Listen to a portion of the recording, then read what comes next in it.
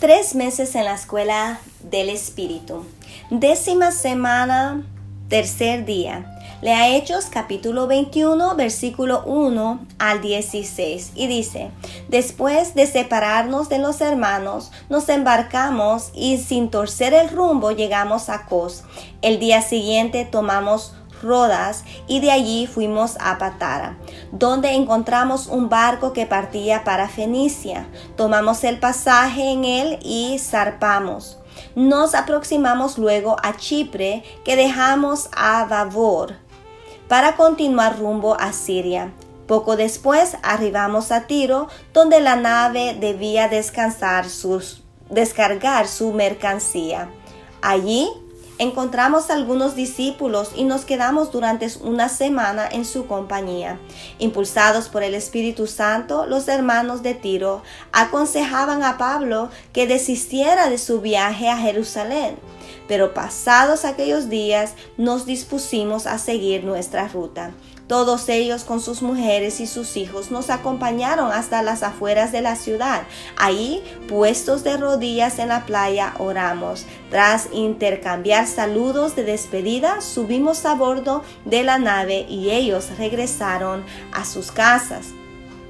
De Tiro nos dirigimos a Ptolemaida, donde pusimos fin a nuestra travesía. Saludamos allí a los hermanos y pasamos un día con ellos, marchando el día siguiente a Cesarea, y fuimos a ver a Felipe, el evangelista, que era uno de los 7, y nos hospedamos en su casa. Tenía Felipe 4 hijas solteras que poseían el don de profecía. Llevábamos ya varios días en Cesarea cuando llegó de Judea un profeta llamado Agabo.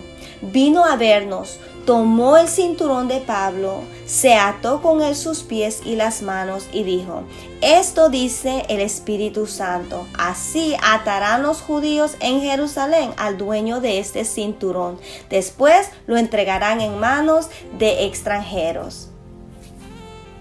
Al oír esto, tanto los creyentes de la ciudad como nosotros rogamos a Pablo que no fuera a Jerusalén. Pero él respondió: ¿por qué me desanimáis con vuestros llantos? Estoy dispuesto no solo a dejarme encadenar, sino a morir en Jerusalén por la causa de Jesús el Señor. Y como no había manera de disuadirlo, dejamos de insistir, siendo resignados: que se haga la voluntad del Señor. Unos días más tarde, preparamos nuestro equipaje y nos dirigimos a Jerusalén. Nos acompañaron algunos discípulos de Cesarea, quienes nos prepararon alojamiento en casa de Mnasón, un antiguo creyente chipriota. Veamos. Con esta sección llegamos a la última parte de Hechos, donde se cumple lo que Pablo había dicho antes, que iba a Jerusalén para ir a sufrir cadenas. Siga la trayectoria de Pablo y sus acompañantes. A partir del versículo 10, aparece de nuevo el profeta Agabo, a quien ya vimos antes en Hechos capítulo 11, versículo 28. Al estilo de los profetas del Antiguo Testamento, Agabo ilustra su profecía mediante la acción. Atándose con el cinto de Pablo, Agabo anuncia que los judíos atarán a Pablo y le entregarán en manos de los gentiles. Es sobre esto que trata el resto del libro. A pesar de que el profeta habla por el Espíritu, los compañeros de Pablo tratan de persuadirle para que no vaya a Jerusalén. Es solo cuando Pablo insiste en su propósito que por fin dice: hágase la voluntad del Señor, en el versículo 14. Juzguemos.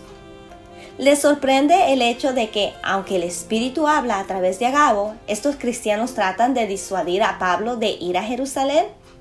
Quizás el autor nos esté diciendo que el Espíritu actúa de un modo distinto del que frecuentemente nos imaginamos. La visión común que tenemos de la obra del Espíritu es tal que quita de nosotros toda duda, haciéndonos ver claramente qué es lo que hemos de hacer. Pero quizá el autor, al mismo tiempo que insiste en la importancia de tomar muy en serio la dirección del Espíritu, nos esté diciendo más. El Espíritu no ha de servirnos de muleta para descansar sobre él y no tener que tomar decisiones difíciles. En Hechos, el Espíritu no le dice a Pablo exactamente lo que tiene que hacer y luego lo confirma con una serie de profecías que todas concuerdan entre sí. Al contrario, el Espíritu insta a Pablo para que vaya a Jerusalén, pero luego también utiliza a otros personajes para que le adviertan del precio de ir a Jerusalén. La decisión última queda todavía en manos de Pablo. Esto puede parecer que le resta autoridad al Espíritu, pero en realidad es todo lo contrario. Tenemos que recordar que aunque el Espíritu nos hable y nos dirija, todas nuestras decisiones llevan la marca de riesgo y de ambigüedad que es característica de toda acción humana. No podemos escondernos tras el Espíritu y decir sencillamente, el Espíritu me dijo que lo hiciera. Pero por la misma razón, tampoco podemos escondernos tras la falta de dirección clara y tajante para entonces no hacer nada. El no ver esto es una de las causas de la falta de acción de muchas de nuestras iglesias. Nos imaginamos que cuando el Espíritu habla, los seres humanos sabemos exactamente lo que dice y manda. Por tanto, cuando existen dudas en cuanto a la acción que hemos de tomar, decimos que no tenemos que hacer nada porque el Espíritu no nos ha hablado o porque hemos oído voces contradictorias. Si Pablo hubiera hecho eso, no habría ido a Jerusalén. Actúe.